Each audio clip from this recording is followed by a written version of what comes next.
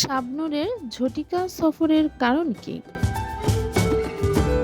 পরিবার নিয়ে অস্ট্রেলিয়ায় স্থায়ীভাবে বসবাস করছেন একসময় জনপ্রিয় চিত্রনায়িকা শাবনূর। কিছুটা সময় হাতে নিয়ে মাঝে মধ্যেই দেশে আসেন তিনি, কিন্তু এবার চিত্রপট একটু ভিন্ন। হঠাৎ ঝটিকার সফরে বাংলাদেশ ঘুরে গেলেন এই নায়িকা।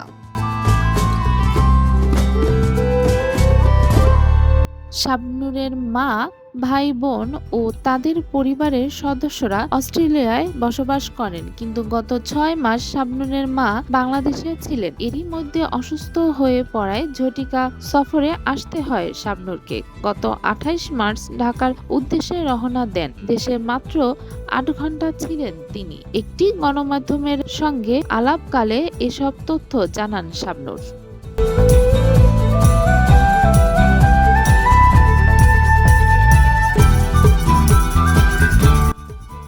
শাবনূর বলেন, ১ মাস ধরে আম্মা বিভিন্ন শারীরিক সমস্যায় ভুগছিলেন। প্রতিনিয়ত ফোনে কথাবার্তা হচ্ছিল। ঢাকায় বড় বড় হাসপাতালের ৩-৪ জন বিশেষজ্ঞ চিকিৎসককে দেখিয়েছেন। তার আম্মা রোগ ধরতে পারছিলেন না। এদিকে আম্মার শ্বাসকষ্টটার সময় বোঝা গেল আম্মার নিউমোনিয়া হয়েছে। এর বাইরে আরো কয়েকটি সমস্যা ছিল। ২৮ মার্চ তো এমন অবস্থা হয়েছিল, আম্মা কথা বলার মতো শক্তি হারিয়ে ফেলেন, শ্বাসকষ্টে একদম কাবু হয়ে পড়েন। সেদিন আম্মার শারীরিক অবস্থাও জানতে পারছিলাম না, কারণ আম্মা কথা বলতে পারছিলেন না।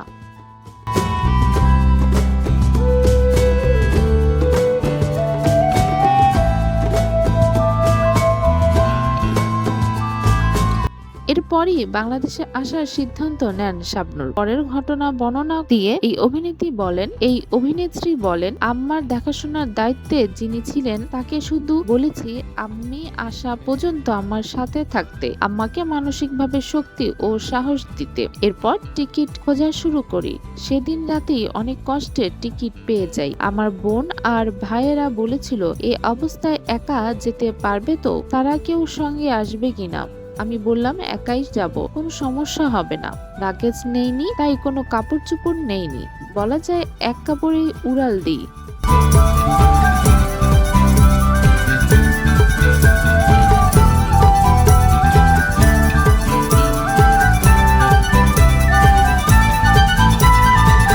পাসপোর্ট, টিকিট, একটা ব্যাকপ্যাক সঙ্গী করেই আমি বাসা থেকে এয়ারপোর্টের উদ্দেশ্যে রওনা হই। প্লেনের পুরোটা সময়, ট্রানজিটের সময় কিভাবে যে কেটেছে তা বোঝাতে পারবো না। আমার জন্য শুধু দোয়া করছিলাম। শাবনূর তার অসুস্থ মাকে নিয়ে অস্ট্রেলিয়াতে ফিরে গিয়েছেন। তিনি জানিয়েছেন, ঢাকায় খোঁজ নিয়ে জানতে পারলাম চিকিৎসকেরা একের পর এক শুধু আম্মার টেস্ট করাতে বলছেন। এক পর্যায়ে হাসপাতালে ভর্তি করাতেও বলেন, কিন্তু এই অবস্থায় আমি কোনোভাবেই হাসপাতালে ভর্তি করাতে ভরসা পাচ্ছিলাম না। আমার দেখাশোনা যে করছে, বারবার তাকে বলছি কোনো হাসপাতালে ভর্তি করানোর দরকার নেই, কষ্ট করে হলেও আমি আসা পর্যন্ত অপেক্ষা করতে, কারণ আম্মাকে দেশে রাখবো না।